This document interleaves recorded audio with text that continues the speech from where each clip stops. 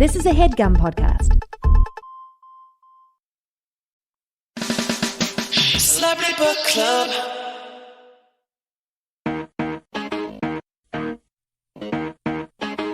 Hey, best friend. Who's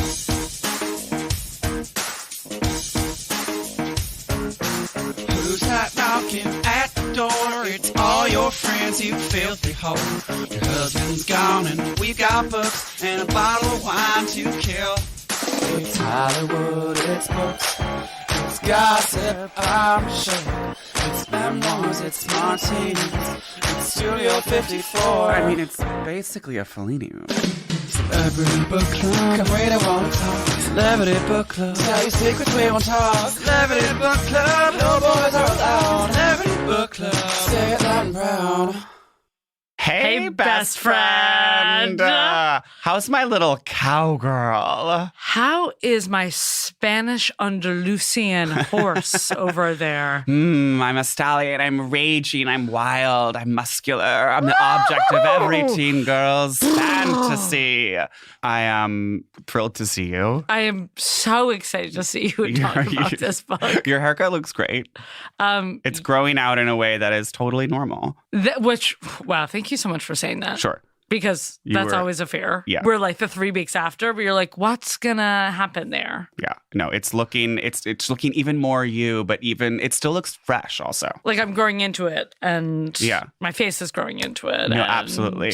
Your face is so beautiful and you don't need to lose a pound despite what the Nashville record executives say. Even if a Nashville record executive said, okay, I actually need you to lose 20 and I want, you to get a nose job, I would never say that to you. The book? The book. The book. You're probably wondering, what book is it this week? Could they read another book this week? Yeah. Is it possible? Is it possible that these two culture hounds would be able to devour yet more pages after all the pages? After all the pages between their high-powered jobs and high-powered relationships. Exactly. How are they cramming all of this book? And yeah, we did. We crammed this 400-page Shania Twain memoir. Yes, Boots. It's called From This Moment On. So Shania Twain, of course, is an iconic, I would say the queen of 90s crossover country pop. She is, of course, Canadian, which many of you may not know. And not only just kind of like, oh, she's from Toronto, like she is Canadian. No. She is from bush country. And she says bush a lot in this book. A lot reference of bush. To like, I guess I would use the term boonies maybe. No, I wouldn't even say boonies. I would say like. I don't think she even says the word, boonies is I think so America. Yeah, I would say just like country or like super rural maybe. But I don't say the bush. To me, that's like only in Australia. But I guess that's in the Commonwealth of northern. She was, she's from negative 40 degrees Celsius land. Yeah, which also kind of now it makes her first album cover make a little bit more sense. The Huskies. She's being like full Alaska and she's in this like full like Julie of the Wolves like Sherpa jacket, and then there's like literally a full husky and there's like ice fishing happening, and you're just like, oh okay. They're just doing this look for the shoot, but you're like, love the look, and you're like, oh no, you're like. So she's actually from Timmins. Ever been to Timmins? No, but I have the most mild gossip. About Timmins? Well, I slept with this guy who was Canadian. Of course you did. Who was Canadian. Actually, he still is Canadian. He was.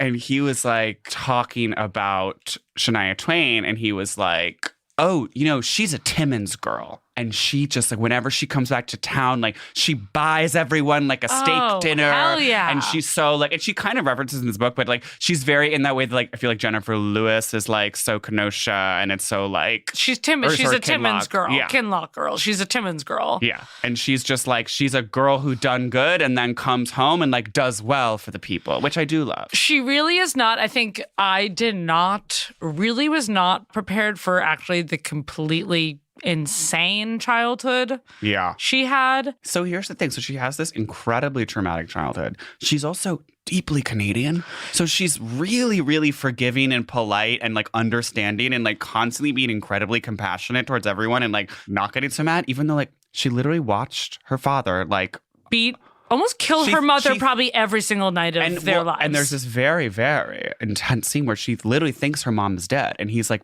bashing his the mom, into a toilet, and she's lifeless on the floor, and like her sisters and her are like on the porch, like screaming, and it's in the middle of the Canadian wilderness, and she's like, and I thought my mother was dead, but then she'll just be like, in so much of the book, she's like, but I totally understand, and my dad like had his reasons, and he is from like the Native Indian community, and like he had struggles with alcoholism, and he rose out of that, and he like didn't make a lot of money, and like. Well, and she really starts off. So the first, like, this book is like mad long, and like the first 200 pages of the book are like all about like her horrible childhood and like the beatings and just like them eating like bread with sugar, and that's the only thing. He makes that the what's goulash. But then the poor man's sandwich, where he's just like, mayonnaise and mustard mayonnaise on like, white bread, and there's your sandwich. And she was like, and I loved his resourcefulness, and he always looked in the bright side of life. And then it's like, and like he had an amazing sense of humor. And from the beginning, she's also like, you will read this book, and I just want to kind of get it out there that I do love my parents so much, and I do love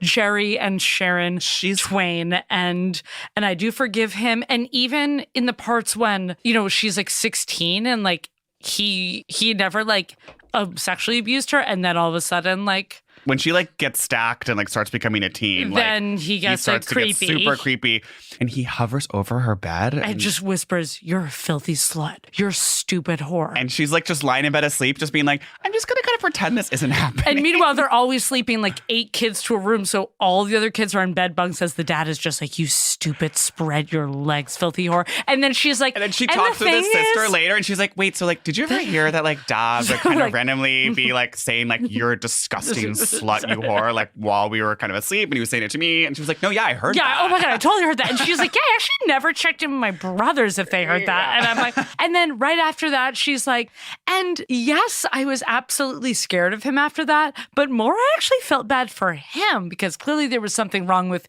him that he was saying that. And I was like, damn, that's forgiving. Yeah. Enlightened ass, like, it's so Canadian. I mean, I think it's also Canadian, but I get this sense towards the end that she has gone through 17 years of meditation and just like is obsessed with Deepak Chopra. Yeah, but and there's also some people that she's not really forgiving. Well, true. It's very funny how basically the whole book, let's not talk about the insane affair yet. But maybe she's a little like not blaming men towards the end. Okay, let's start.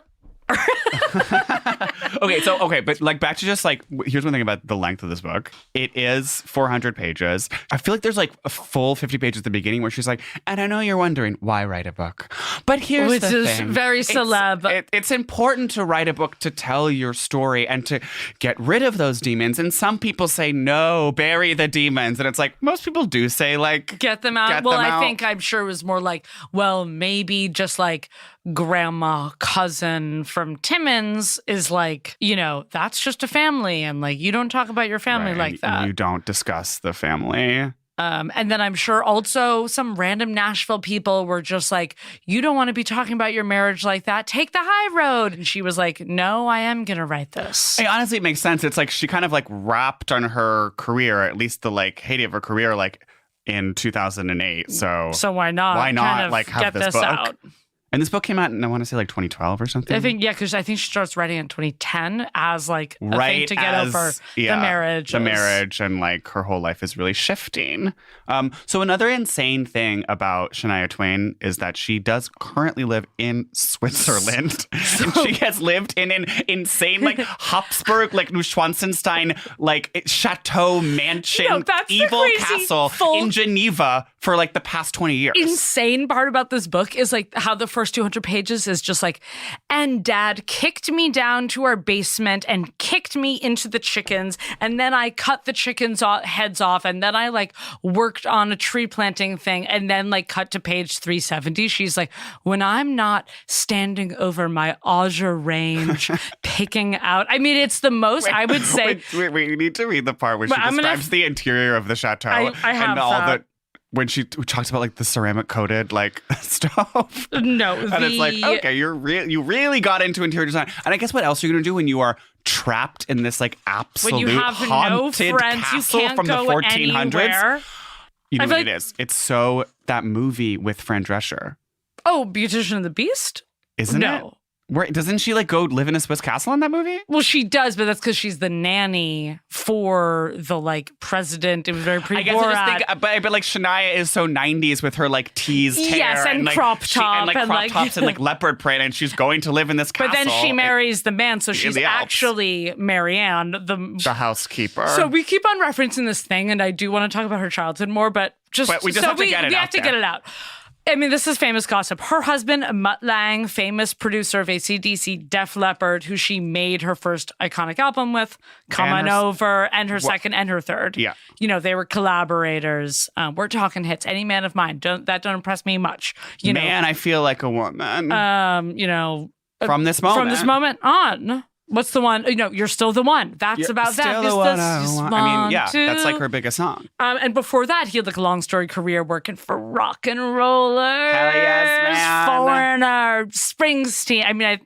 Anyway, a lot of them. So they're in the Swiss Alps, whatever, cut to 2008. Shania becomes very good friends with his secretary, Marianne. She's like this Marianne. evil. This is why it's so horror film, because she is this like evil, haunted French witch who is the housekeeper of this like crazy chateau. That's just like looking out over Lake Geneva, and everything is like crazy Versailles furniture, and then like it's like so many bearskin rugs and candlesticks, and it's just like you can see your breath, and it's like, and there's just one other person in the house, so like this just like clinking, clangling. And she's like I didn't speak their language, and I had no friends there. And then she's always been like, so Marianne was a little cold to me at first, but we did over the course of 9 years become friends because there was no one else to speak to in my haunted Geneva castle. So they finally become close, and then her marriage. They both have kids. They're like pregnant together, and they're so like talking all the time and like doing about the mods men about men and marriage and kids. life and semiotics, and they're opening up to each other. And she's finally being like, and Marianne, this like random evil French witch, like is my best friend now, and that's fine. And like her sisters are in Canada, and like her. But she also definitely. You can tell reading this book, it's kind of like when you become that rich and successful, and she just does not have many friends. She's also someone though, like she's not really like such a social butterfly. Yeah. Like she does not party. She does not drink. She does not She do won't drugs. even have a Coca-Cola. She's like openly like, yes, wear crop tops and be flirty, but she's also like, and I do only have sex with someone who I care about. I did love when she was basically like, honestly, like, yes, I wore crop tops, so it was still like pretty tame. Like, she's even like, over the 90s, she'd be like, I don't know what y'all are freaking out about. Like, yeah, like I'm not really this like crazy. I'm not a crazy slut. I'm not like such a sex symbol. Like, yes, I was like very hot, but yes, I'm extremely hot. So, but anyway, this woman Marianne ends up cheats on her husband with Shania's husband when Shania is like in New Zealand at their like eighth assist and finds stage. out that like her husband cheated on her with her, like the woman who had become her best friend. And it wasn't even, I'm so sorry. This woman, she paints this woman to be the biggest snake in the universe, and what the woman would just hiss at her in the Geneva cobblestone streets. No, and they're literally... and would just be like, you stupid loser, he's mine now. The scene where Marianne's walking towards her, like literally on the on like a frozen it's lake. like on a frozen, they're on Lake Geneva. And, like also Geneva, can I just say, like Geneva is insane. Never been. Sorry. But it's a city of like only Russian oligarchs and like diplomats and diamonds. Like it's like the most evil villain city like you can possibly imagine. And this just like evil woman's like I'm sure she has like a hand muff, and she's with like 6 of her witch friends, and like poor Shania's just like walking along the stone, like crying alone, and then just like Marianne walks by her and like cackles. Wait, and she says she's in her big black Versace sunglasses. And it's like, they're just so cheesy, like huge, no, it's like the most airport sunglasses that are just like you get with the L'Oreal. It's duty-free vibes. Duty-free dough. So that is kind of the whole second half of the book. So that's who we mentioned when we will be talking about Marianne and Mutt. So the first time I feel like I say a lot of this on the pod, and it turns out, how I got into Shania. My sister came home from her horse camp, pony farm, with a burned Shania Twain CD, which is so funny because Shania Twain is the biggest horse girl and like doesn't have friends and only connects with her horses. Yeah. And her dog. Oh, of course, her dog. Her German Shepherd who died of heartbreak. The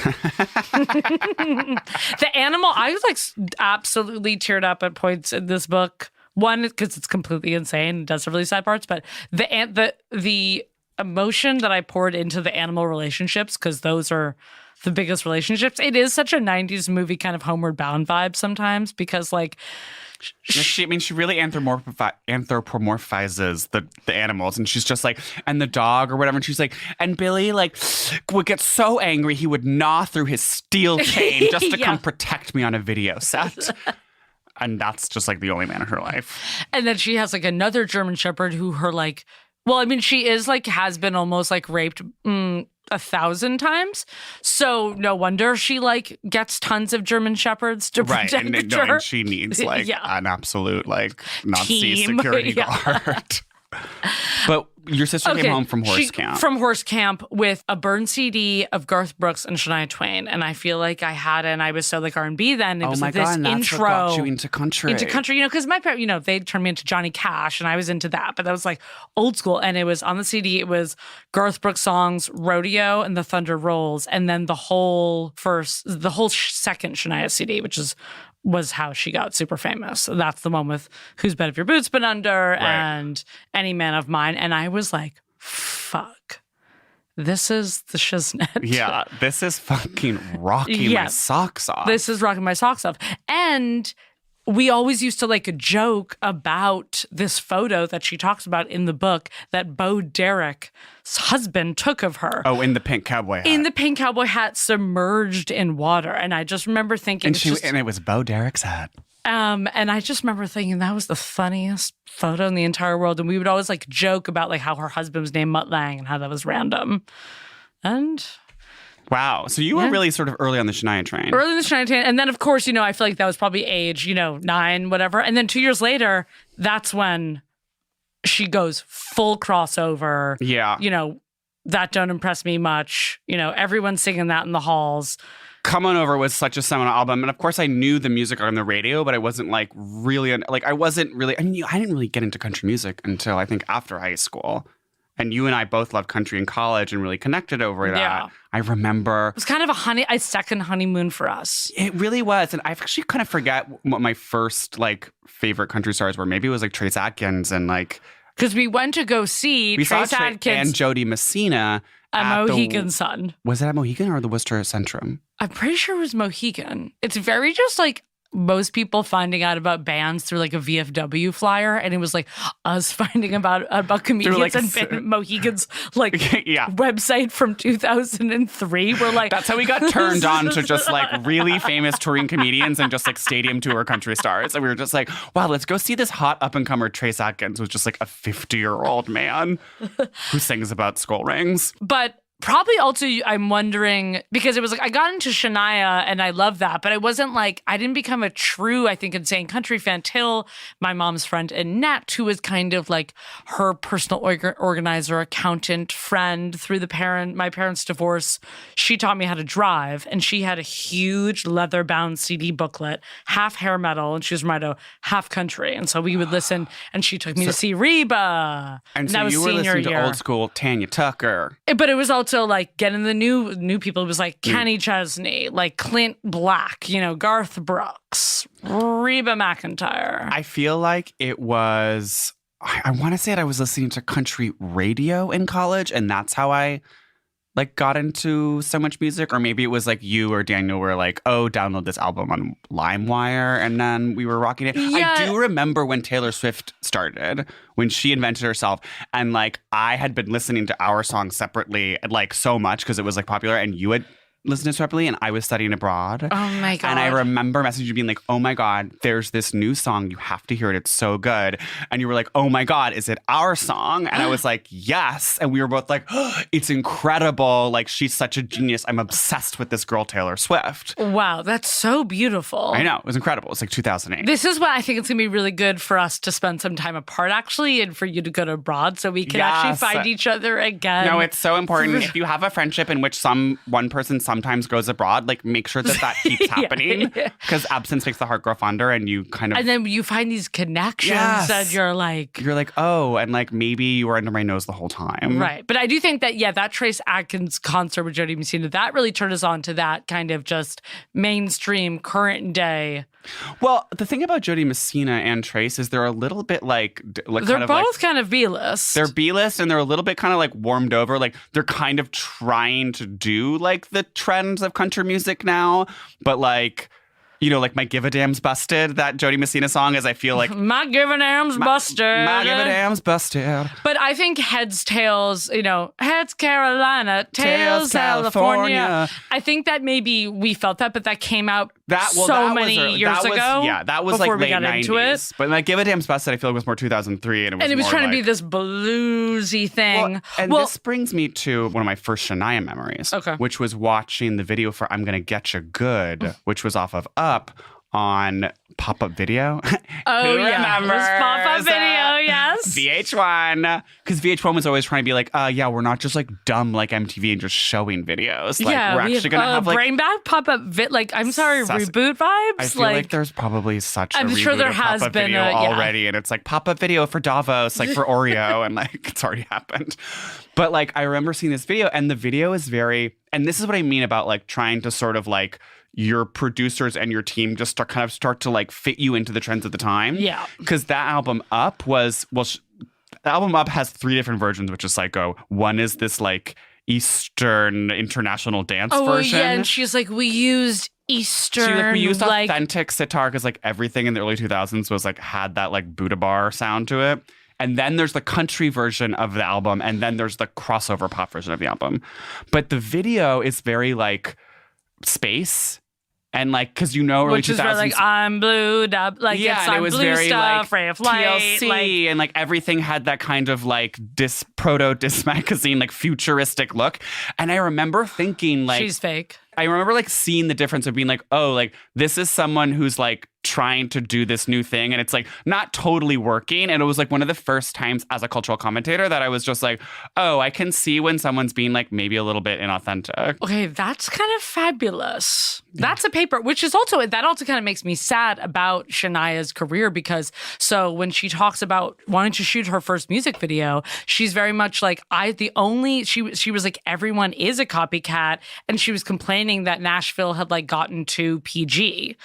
Yeah, well, because they were like so Christian and afraid of and she was like, what happened to Loretta Lynn, talking about the pill and like Dolly Parton and like the Outlaws. And it's also, I mean, that is such a theme in country music where it's like, what happened to Waylon and what happened to real country and what happened when Hank drove into town and it's like, on his maybe Cadillac. Stop complaining about it and start being about it. Thank you. A little less talk, a little more conversation. Which I think is what Shania did. And she was like, I'm not going to make just every other music video. Like, I want to make fun music videos, which is then why she hired also Bo Derek's husband. And then her so her first video is just like her in a crop top that they like Crunch Music Television. They would not play the video at first because they were like, this is scandalous. I know. Meanwhile, like Madonna's humping a burning cross. Well, that's on MTV. That's what I'm saying. Right. That's how Christian got it. Also, the top she's wearing is so funny. It's crop top, full peasant bell sleeves, and just like flares, and then this huge floppy hat. Did you text this to me? Yeah, I texted. Or I emailed it to you.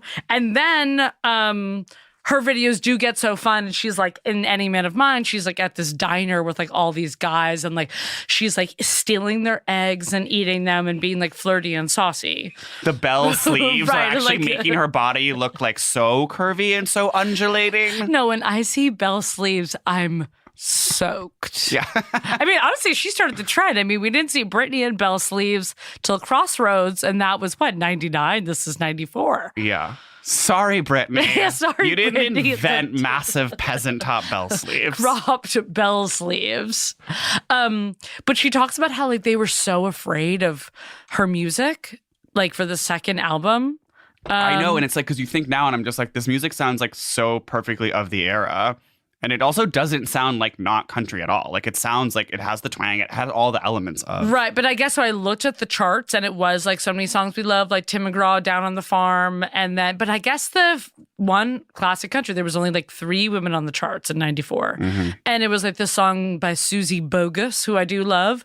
But I think the songs are a little more, the women in country then, it was still like maybe a little more like, he left me.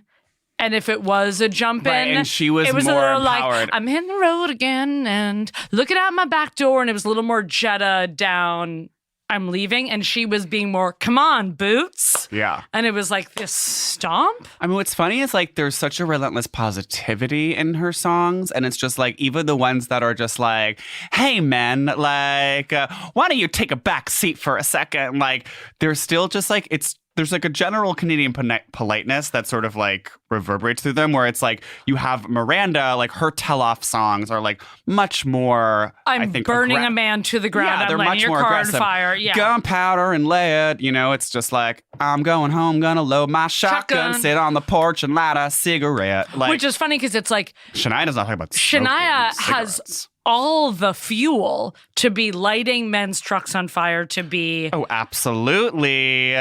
to be like have all these revenge songs. Whereas Miranda's childhood, most of those themes are because her parents were private detectives.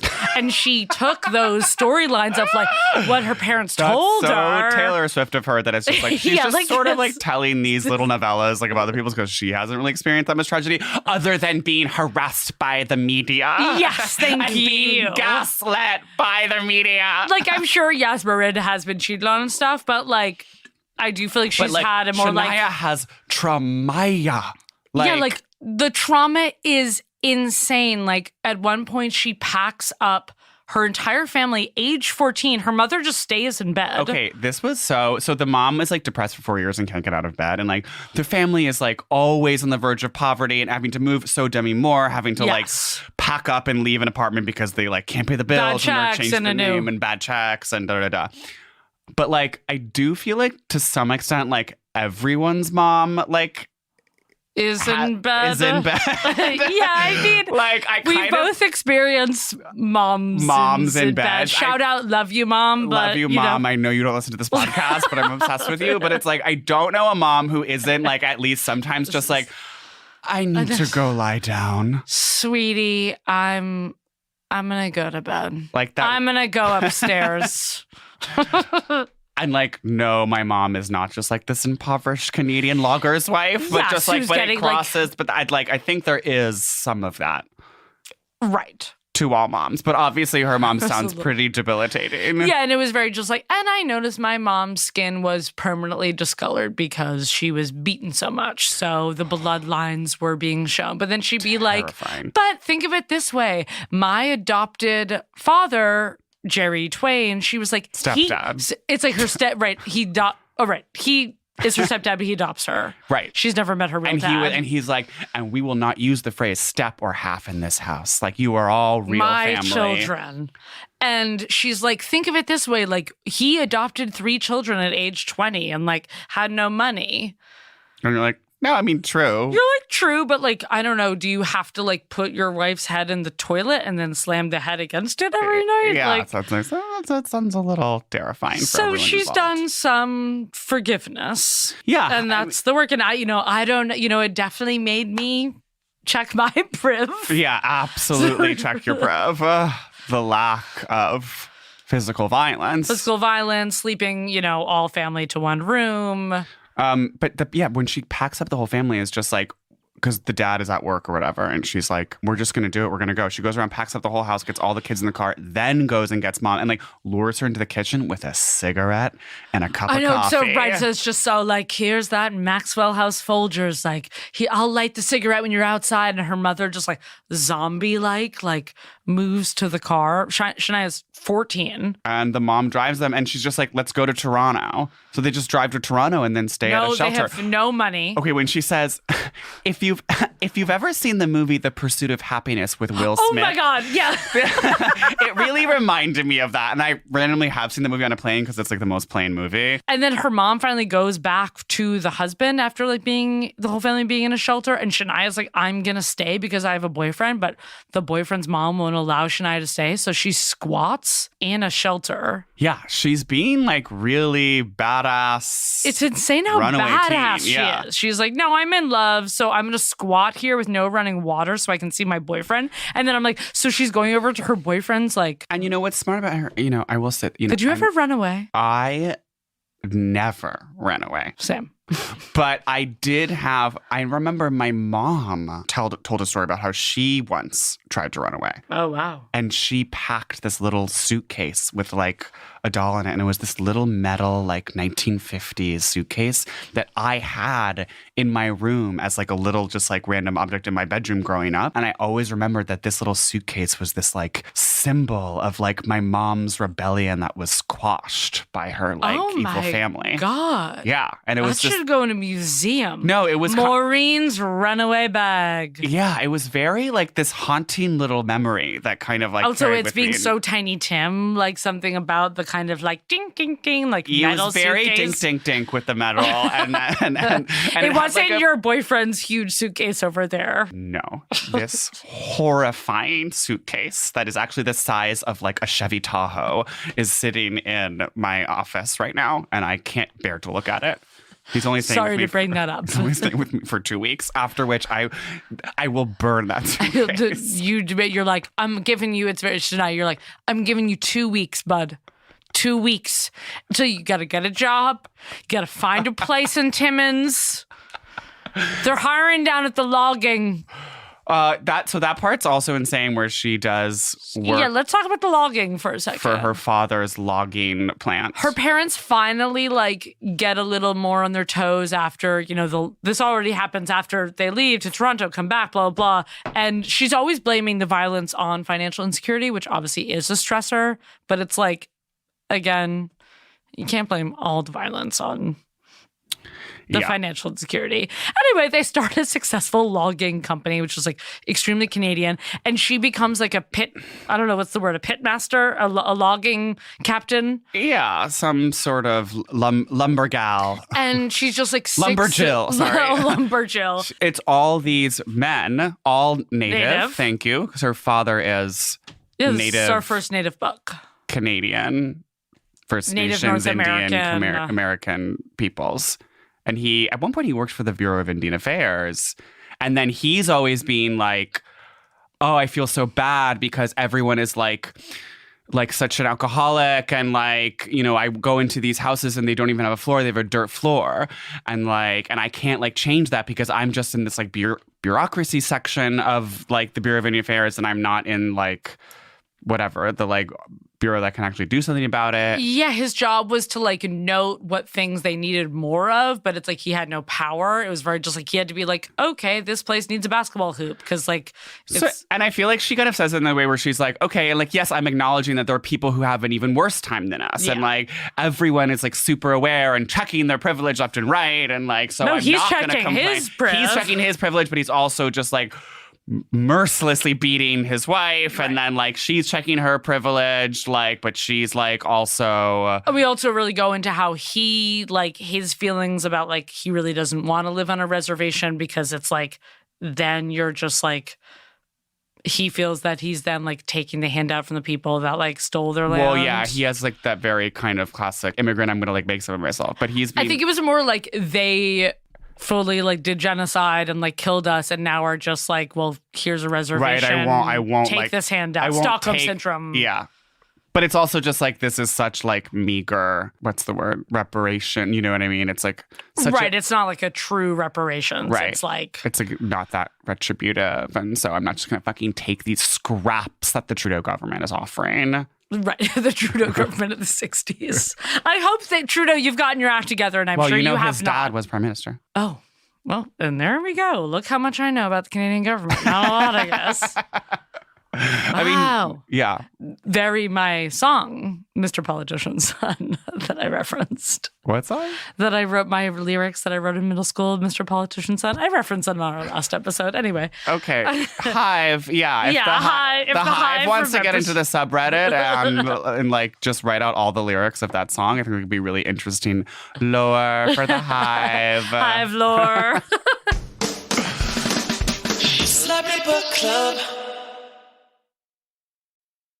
Hey, Laugh Hound, do you love to chuckle? Then check out Comedy Week on Stitcher, where they're celebrating this very show, Celebrity Book Club, and some other amazing, hilarious podcasts in honor of, I don't know, April Fool's, the comedian's holiday. No tricks, bitch. Just the treat of listening to us. What's that? Oh, yeah. Celebrity Book Club with Stephen and Lily. And many more, all for Mother Chumpin' free on Stitcher. Also, check out their curated homepage to find your next comedy pod obsession. They've got everything from funny pods with comedians about TV shows to hilarious pods with other comedians about music, life, art, relationships, sex, anyone? Probably some true crime podcasts. Oh, yeah. That's some real knee-slapper true crime podcast. Also with comedians. Comedians who talk about true crime, or maybe criminals who are funny. So if you're on your phone, which obviously you are, you can download Stitcher in the App Store or go to stitcherapp.com/comedy and learn more. Educate yourself this comedy week about Comedy Week. Happy April Fool's Day. Hell yes. If I may, right, she also does this thing where it's like the amount of details is kind of crazy. Did it make you want to log? Didn't make me want to log, but it was reminiscent of just like, it made me think of my comparison to my logging is that one of my high school summer jobs is I worked at a public golf course in Cambridge, and my job was to drive around on a John Deere golf cart and fill in the holes that golf clubs swung up the dirt. Whoa, that's so specific and random. Yeah, it's very random. Like, when you know, I guess. And then something tells me you didn't do an amazing job filling But I balls. wasn't. Then I also had to clear a lot of brush. So I literally was a logger because there was all this loose strife, which is like I feel like I would be able to tell which holes you filled in versus your coworkers. Okay, let's go back to the Fresh Pond golf course. I feel like your holes were kind of probably lumpily filled in. How dare you?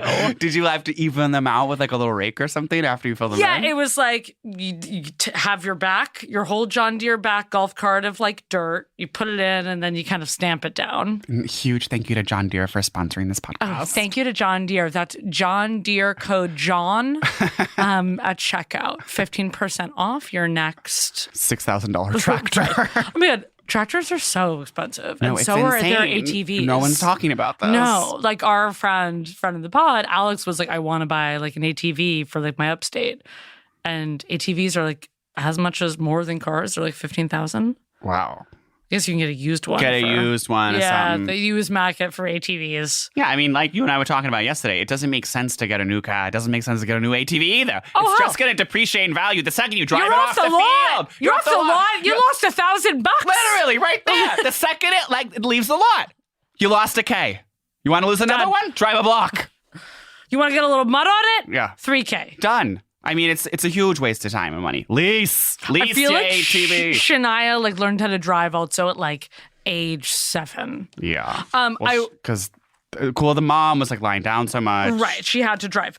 When she talks about it's not very like some other celebrity members where we've read where they go in some tangents and her tangents are just about she'll be like, and the thing is, you actually do need to responsibly, forest. Yeah. And, her tangents are, not even... There was similarities to the Jessica Simpson book in this, where it's just kind of you're saying a lot of stuff you don't need to say, but the Jessica Simpson stuff was more just, stuff from her diary that no one needs to hear.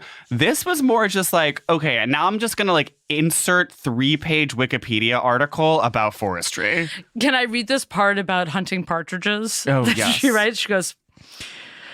We hunted our common Ontario forest fowl, partridge, often on the tree plants, as we didn't always have a gun with us. We did this by hand. Partridge like to stay cool and close to the ground in low bushes, often several of them together. So if a couple of people pounced on a cluster at the right moment, you could often grab 2 or 3. A quick twist of the neck did the job even more swiftly than shooting them. I hated this hands-on method, and it was a skill I can't say I acquired with any pleasure or pride.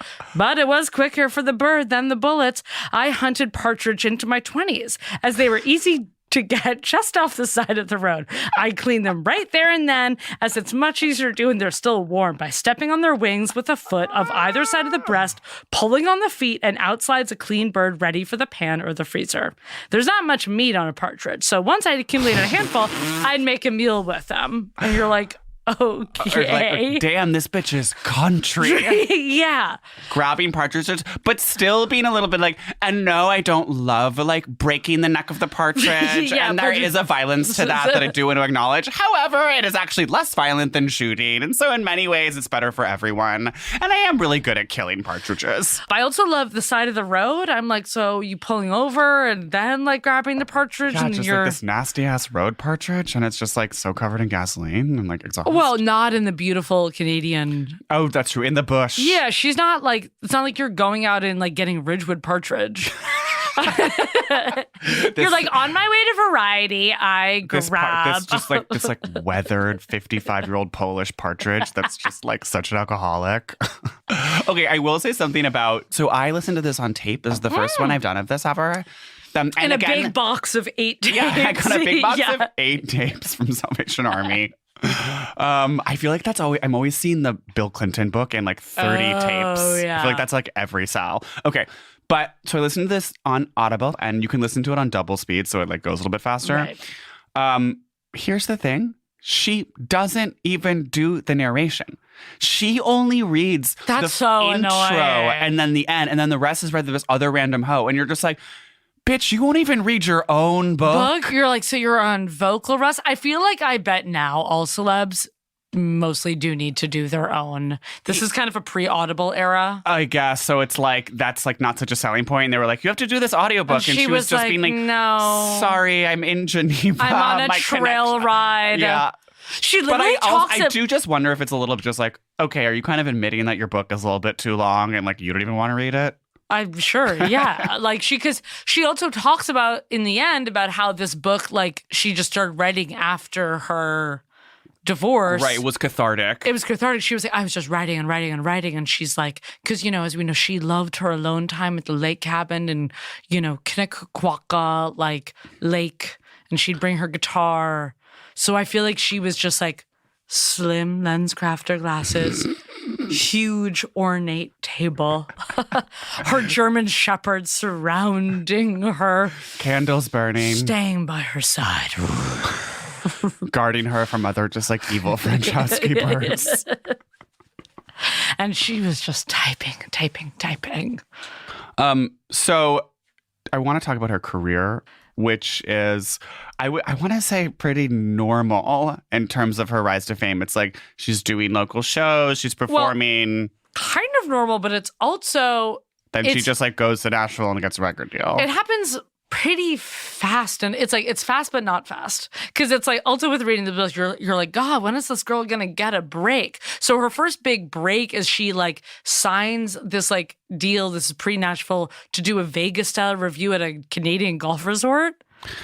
And she's like still brushing her teeth in the river. The resort sounds so Poconos, and it's like... It's also very The Bachelor, like the... it's so Nemacolin. Nemacolin It's very resort. The shop at the lodge at Nemacolin. What's insane is, so she does this like Vegas-style review, and that's like her first professional paying music gig. And she also gets married to Mutt Lange at that resort. Yeah. Oh, so she's already... I get, okay, this is another thing about her. She's like so loyal. And it's like, this random resort like didn't pay you at all. Like, it's again, just a stepping stone. The boss of the resort sexually assaulted you. Just like groped you in a closet and then just like punished you because you like didn't want his advances. And you're still just being like, but like they gave me my job and that's my family. Okay, I'm not doing Southern accent because she's Canadian, but... What's funny is like, it's like so many people, as we were saying, it's like maybe like a Thomas Rhett or something like that, who like is from like the son of a country singer, and they're also like beer, whiskey, and it's like probably just grew up in the suburbs of Nashville, and like Shania's actually, as we said with the partridge, like actually she's so much more fucking podunk than like anyone in contemporary Nashville. And she makes kind of like one joke, and she's like, now this is the type of town where your grandma is your cousin and it is your sister, and we are killing partridge. And just like even the people who are, it's like, you know, I feel like Morgan Wallen like is a hick, but it's just like he's not growing up like homeless. It's just like she's had a harder life than like I feel like anyone in contemporary Nashville. Yeah, I'm trying to think. Like who's actually been through it, honey. Yeah, I feel like no, she is the type of childhood that Loretta Lynn has. But even Loretta Lynn has a better childhood because her dad isn't like throwing her mom down the Appalachian Mountains. Right. And though she does get married at 15 to her husband, so it's like rape. But okay, and then even more tragic, her parents die. Oh yeah, in a car accident. But before she's really famous. And wait, okay, the part about the psychic. Oh, well, also can we talk about how I think she thinks she's psychic? She has a dream that her father's like abusing her because like duh, and then he calls her and is like, I had a dream you were in trouble. And then she goes to a psychic. And I'm confused about the connection you're making and or the connection she's making. She has a dream one night where her father's Same. like, very us. We're so dreaming at night. So having dreams. Okay. And then like she has a dream that her father's abusing her. And then that same night, then she wakes up and her mother's like, your father's on the phone. He's worried about you. And he's like, I had a crazy dream last night. You were screaming in pain. So they both had this dream about each other. I see. And so she dreamed he was abusing her and he dreamed that she was in pain. And it's like, so you're both kind of dreaming about the abuse. Yep. So I don't know. I don't know if that's being psychic. I think it's just like, well, you guys are both just thinking about the abuse. It's sort of just like on topic, less than being psychic. But she sees the fortune teller. Well, her mother. Her mother sees a fortune teller. Right. And the fortune teller tells her mother, she's like, oh my God, okay, this is really horrible, but your husband is actually going to die in October. And then she's in the middle of the reading and she's like, and I just got something else, but I actually can't even tell you because you won't even be able to hear it. So I just have to end the reading now. And what she had heard, obviously, Shania thinks, is that she was like, oh, you're going to die too, bitch. Yeah, but she was like, I've just charged this woman $20. I can't tell her that she's going to die. Yeah. At the end of the book, she's like, let's kind of add in 10 pages about like my body image issues. Oh, wait, that was really funny. And she was just and then she just like dragging that random girl at the airport. Just being like, yeah. And then sometimes I walk into the gate and I see all the men look at me and I think, you still got it. And then this other bitch walks in and she's a size fucking 0 and she's got the bee sting lips and all the guys look at her and I think, wow, she's great. But then I think, no, her lips are fake. And then I think, no, you're being mean, Shania. And actually, you're not better than her. It's like, okay. And then she's like, oh, and by the way, can I just tell you guys, I did have a 32D, which like, and it's like, okay, so you're saying you had like a small waist and big boobs? And you're like, she's like, and let me just remind you how big my boobs are. No, and then she was like, and I guess I have to say, okay, I had the body of a 25-year-old until I was 42. She's like, and now I'm 43, and boy, can you tell? And it's like, I doubt it, babe. And it's just like the humble brag. Yeah.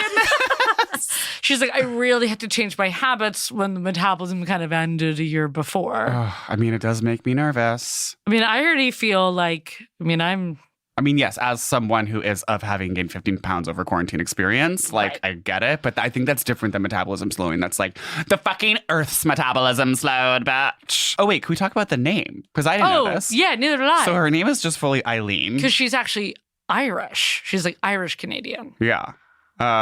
Father, native, mother comes from an Irish heritage. Right, stepfather. Stepfather. She just always said, because, step was... Right, we could eliminate it in their household, and it's eliminated in this one. So I think she does kind of, she's not being dull as all, but I think she identifies with... Yeah, she identifies with the Native community. Yeah. She understands their concerns. I mean, again, it was the only all-male all Native male logging outfit in the region. Oh, I thought she was saying that all logging outfits were mostly Native. Oh, I guess that makes more sense. And she was the only woman. She was the only woman in the outfit of logging. In this outfit. So she just kind of randomly meets someone named Shania at some point and basically straight up jacks her name. Yeah. And I'm just kind of like... It is like a Native American woman. And she's like, that name sounded cool and exotic. And she's like, cool, so that's actually just going to go ahead and be my name now. Because also, I mean, all of the scenes of like her in this Nashville boardroom were like, I was imagining the most like movie set. And there's like some guy with slicked back hair and like a big 90s blazer. And evil ponytails. Yeah, and Wrangler jeans. And he's like, Eileen's not going to work. And it wouldn't have. And it wouldn't. Eileen Twain? No. No. Come on, Eileen. I mean, yeah. It's not a sex symbol. Shania, and that word. And they were like, she was like, what about Shania? And they were kind of like sitting back, cowboy boots up on the big black lacquer desk. I like it. Like the sound of it. So Marianne Thibault, I love the way you say that. Marianne, she's the housekeeper at the Swiss Italian at the. Wait, she's Swiss Italian or is she French? Well, the name is not Italian. maybe she's French. I guess they're in the Swiss Alps, like near So Italy. there's French Swiss. French Swiss stuff. Because the whole thing about Switzerland is everyone there is either like French Swiss, Swiss Italian, Swiss German. Everyone is just like rich of another country nearby, but they're Swiss. Yeah, okay, got it. Exactly. And Marianne is like also not as hot as Shania. Oh, yeah, so- by any means. What? You look up, and I remember when this whole like scandal happened, and I was like, wow, this is one so twisted, because what happens is she ends up, and that Shania is married to Marianne's ex-husband now, because they found solace in each other. That part was I could start to hear her coming. I was like, wait, is she gonna marry him? Because she's talking and she's just like, and I called Frederick and he was the only other person that knew what I was going for. And of course he was very busy at his senior marketing position at Nespresso.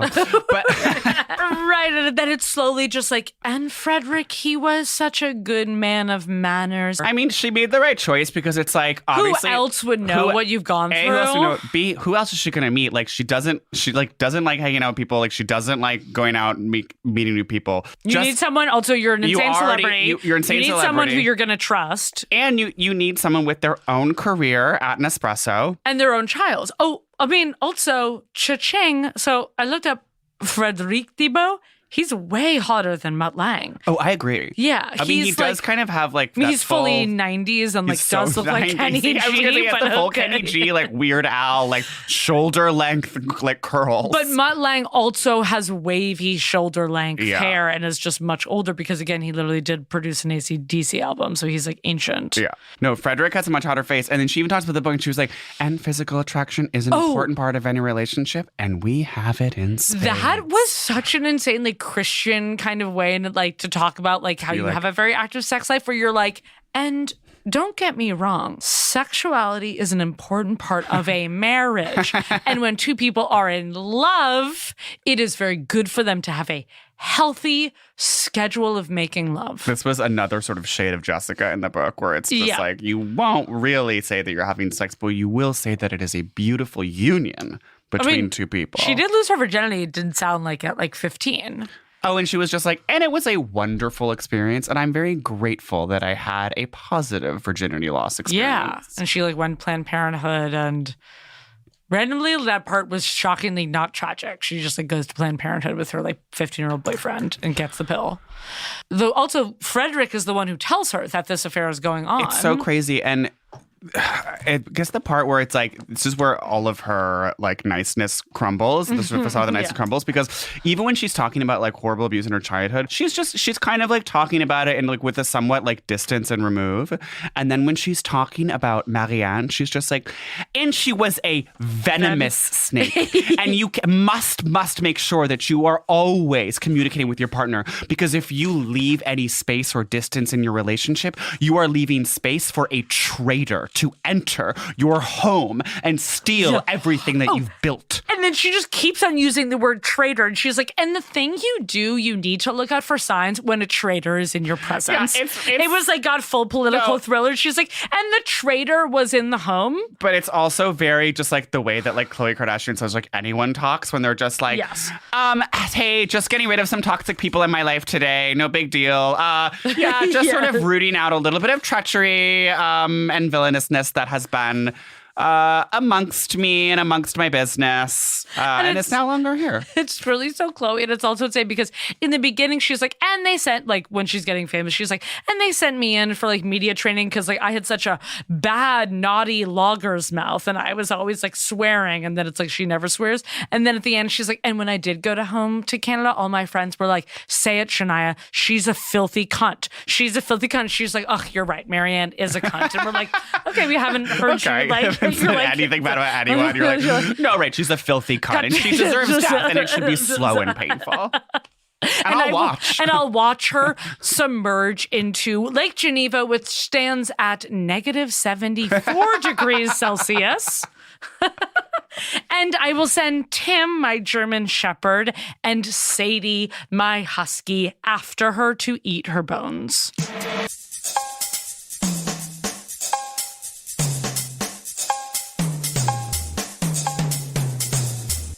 Whose bed have your segments been under? And whose heart did you steal? Whose podcast did you steal? I wonder. Not us. Not us. Because we're the only Celebrity Book Club podcast. Anyway. What does she wear? What does she eat? How does she live? So, what does she wear? What does she wear? Well, we discussed the peasant tops of the 90s. The peasant tops of the 90s, I think now she's wearing... I mean, I'm just picturing like full Snow Bunny and like evil Geneva cloaks. Yeah, no, it's like she's like being like full this Harry Potter sorcerer. She's that store by your Vermont condo. Oh, sportive. She's very sportive. Like she's only in the most like gorgeous, hyper tech, skin tight snow pants, hair flowing under high tech goggles. I'm just like, I just like so many rabbit fur hoods. And then shearling. Yeah, I think around the house she is like monogrammed silk pajamas. Yeah, it's like the most luxurious fret sheets. Sweatsuit. Though probably actually she is not wearing a fur because like now she's so anti-hunting. Well, unless she killed the rabbit herself. Exactly, and pulled it off in one take. And then sewed it to a jacket. Like and she learned. Oh, because she's like, growing up, I love my mucklacks that like my grandmother made for me. Oh, that her grandmother made for her, and she wore them to school for like 2 years. And everyone made fun of her. I bet she's like ordering mucklacks from a local Canadian maker. Yes. To stay true to her. No, because as I said, she's a Timmins girl. She's a Timmins girl. And she has a Timmins maker that she's supporting. And she's so like burning with the gloves and it's just like, they're from a local woman in Vermont. Right. Is she so... And then like, yeah, occasionally, I wonder if she's like now post Marianne Thibault, if she's going to like the Nespresso balls. Like the Nespresso holiday party. Yeah. And it's like, and she's like, ooh, no Nespresso for me. No caffeine. Do you have a tea pod? Maybe they have a decaf pod. Right, but she'll do a decaf Nespresso. Wait, did you ever find the part where she describes the interior of the house? Oh, yes, hold on. So, because she literally says, I have it written down in my notes. Because she says French vanilla stove, which is also very Nespresso. So this is when she first gets her home with Mutt in her first home in Geneva. Greater Geneva, shall we say. This is not downtown. Thankfully, much of the structure's original materials had been preserved, such as the detailed parquet floors throughout and the various stone and marble staircases, pillars and fireplaces. Handsome French oak panels made from trees no longer in existence lined the high-ceilinged living room. After visiting Versailles and learning to appreciate the different periods of architecture and design during my international travel, just out of interest's sake, I started to take more detailed note of the materials, lighting fixtures, fabrics, colors, and shapes. I was especially drawn to the Renaissance period when Versailles was built. And then we chose mostly French fabrics in the style of 1700s and 1800s, which went back to the days when Marie Antoinette still had her head. The carved wood frames evoked a palace tea room setting, only with furniture in larger scale and more comfortable and lofty than the originals. So she's like, it's the biggest furniture. Well, where's the part about the stove? Oh, the stove. A radiant heat aga made of cast iron was a stunning piece of art in itself, finished in French vanilla enamel with brass and black fittings. Without my having to go on tour anytime soon, it would receive quite a workout. The full paragraph about the stove? The burnt vanilla stove. Yeah. Which leads us into... How does she live? What does she eat?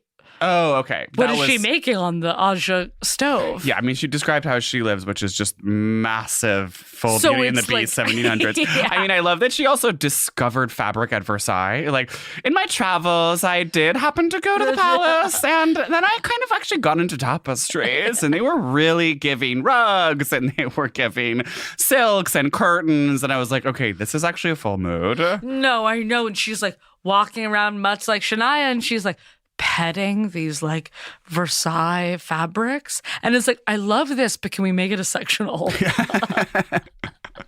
And it's just like so, you know, it's like there's so much just like ornate silt, like chintz and ruffled this. I'm sure she has the full the canopy bed. Yes. That like all the Versailles beds have. And it's California king, or should I say it's a Swiss king size. Yeah. And Frederick is making sweet, slow love.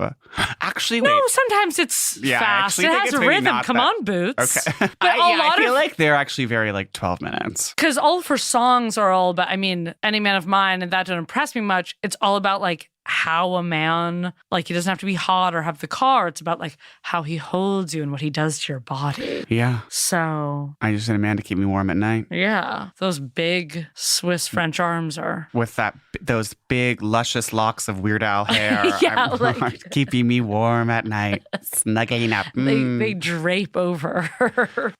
What does she eat? I mean, she talks about how much she's cooking on the big Austria stove. She mentions again and again that she's a vegetarian. So I think she's just like is making a big. I mean, she's also like so thin. She's very 90s, so I feel like I'm just picturing like iceberg. I mean, also now having this memory to when I was in Switzerland with my whole family, with my dad's side of the family, who are like so random and tacky. And one of my aunts brought her own like ranch dressing from America so that we could do like. Well, that's your family's iceberg salad. That's because your family's so random in California at a ranch and just and I was just Bargs and ranch. And like obviously like my brother and like my mom, like we were just like so horrified silently at like what was happening. We were just being like, we're literally in like Switzerland. Like we should be having like so many baguettes and butter and like fabulous French Alpine food.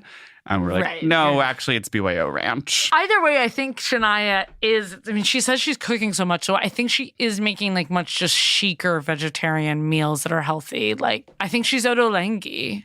I feel like it would be more 90s if she was being so like Thai. Yeah. And doing like so many and like she's doing like, lettuce cups. Doing lettuce cups and like doing wraps. For the kid, I don't know, but it's like I could also see her being a little more alpine. And what is it? It's a little more asparagus, I think. Swiss food? Yeah. Yeah, I'm like, what is Swiss food? I think she's doing like a roasted asparagus with like Parmigiano. Like she does have to feed like there's but probably now they're probably not doing so much fondue because she's trying to lose weight. Right. But like she is making maybe like some sort of like lasagna for Frederick Thibault. Yes. Oh, wait, that's what it is. Yeah. It's like a vegetarian lasagna. Vegetarian lasagna. Done. There you go. Every night it's vegetarian lasagna. But then for her. Shania Twain. Okay, who are you in the book? Yeah, who's in the book? I was kind of like reading this. I was like, who am I in the book? I mean. Am I the Trinidadian gay friend? That would be the easy one. Then I guess you're the Trinidadian gay friend. Who's exposing her to Toronto's bustling gay scene. Yeah. I would like to think. I mean, the scene where she's describing how like Marianne like lies. With such a straight face. And she's like, she would call me and just be like, yes, Mud is doing great. And why would you even think there's something wrong with your marriage? Maybe look within. Yeah. And then I kind of was like, oh, am I that evil? For a second, I was like, I was like, Steven is Marianne, but like, you're not like evilly walking. You wish you were evilly walking by someone on a Genevan lake. You're a little muddy, Anne, but not. I mean, that's who you'd want to play in the movie of this book for sure. Yes, I would love to play Marianne Thibault. The big screen adaptation of From This Moment. In the big Versace duty-free sunglasses. I mean, the way that this movie would be so ABC Family. Oh, well. I mean, yes. I wish that they would do such the Gaga like version. But. I want the first half of this movie to be this like Lifetime insane rural. Okay, instead of Hillbilly Elegy, we should see them from this moment on. No, I'm like, Glenn Close, there's your fucking, or like Amy, either one of them. There's your fucking Oscar. Yeah. Oh my God. If Amy Adams played Shania Twain, that would be her Oscar. Allison Janney is the mom who gets beaten. Done. I mean, it's an obvious choice, but yes. Well, I'm just saying that's who always plays that role. Yeah. Okay, who am I in the book? Am I the Spanish Andalusian horse?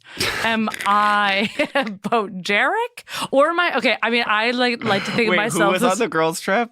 Daryl Hannah, Bo Derek. I could see you kind of like alienating a horse girl on a girls' trip. I could definitely see that. And like the other girls were like, oh, should we hang out with her? Like, no, whatever. She's into horses.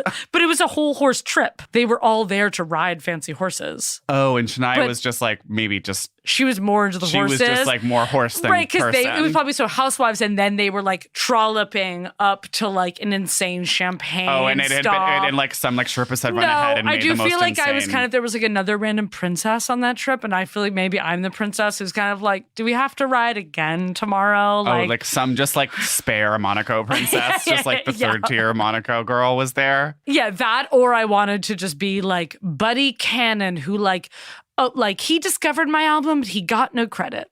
And he was just like a player in Nashville. And he like... It's completely not a character in the book, just like a name that's said once.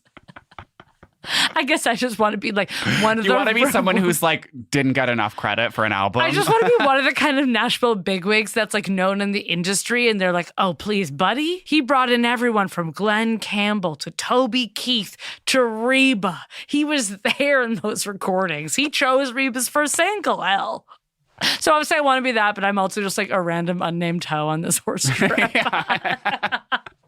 Unnamed horse hoe who's kind of tired after like 45 minutes of horseback riding. That's going to go ahead and be you. Great. Okay. So y'all. Yeah. Well, y'all, I don't know if this book is a must. I mean, there are parts of the story that I was truly like, yes, wrapped in and was like so surprised. And I didn't know this about Shania. And it's like, it definitely makes me like more interested in her and like, have a newfound respect for her. But the book is so long and Can I make a recommendation? I think it's like right now that we're just these crazy academics that are reading a book a week. Like, I would say if you're a big Shania fan, pick this book up and read it over 8 months. Yeah. I don't think anyone needs to read it in a week. Definitely have this book like on your bedside table or like on the bedside table of your second or even third home. That you're like in Auckland. That you're like occasionally being like, oh yeah, let me pick this up again. But yeah, I mean also, and just like please like get into Shania and rediscover her back catalog. Yeah. Go through the albums. It's hard. I don't know. I guess I'm giving it 3 boots out of 5. Three pairs of boots. 3 pairs of boots. Yeah, sorry. So that would be 6 boots. Carrot the 2. But then I'm also like, oh, well, God, Shania, like, I'm going to give you 4 logs out of I don't know. I give Shania's story a 4. I give the book a 2.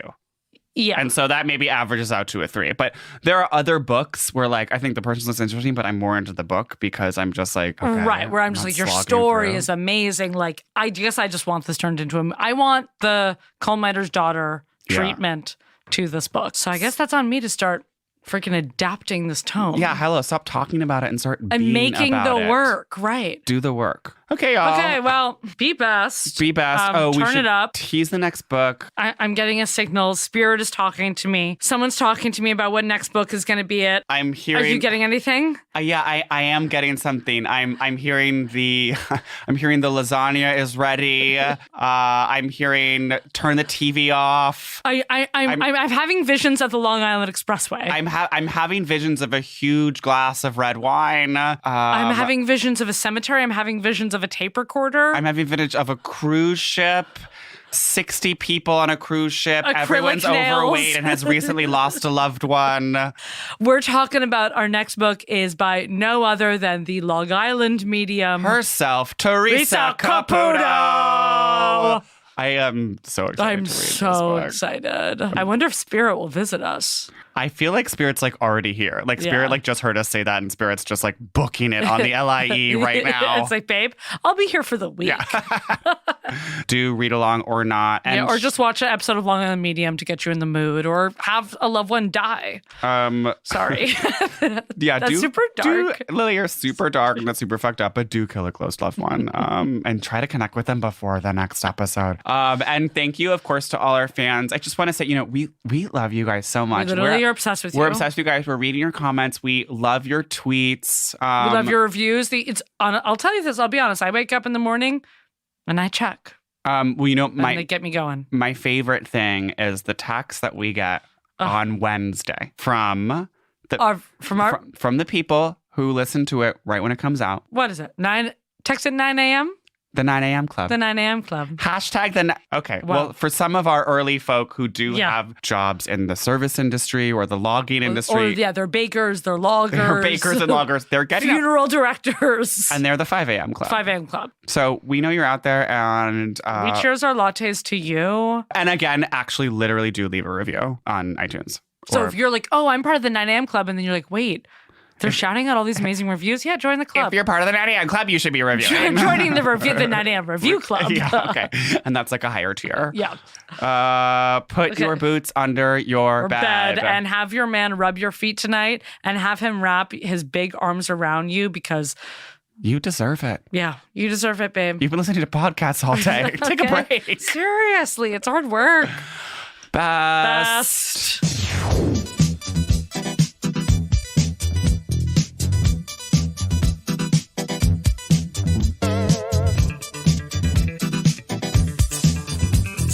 Good morning, Nashville. Celebrity Book Club is presented by Prologue Projects and HeadGum. The show is produced by Meg Murnane with editorial support from Andrew Parsons and Leon Nafok, two of my good buddies.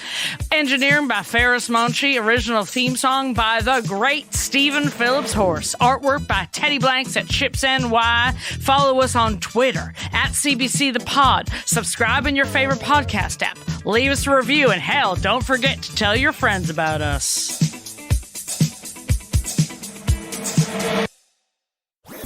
That was a HeadGum podcast.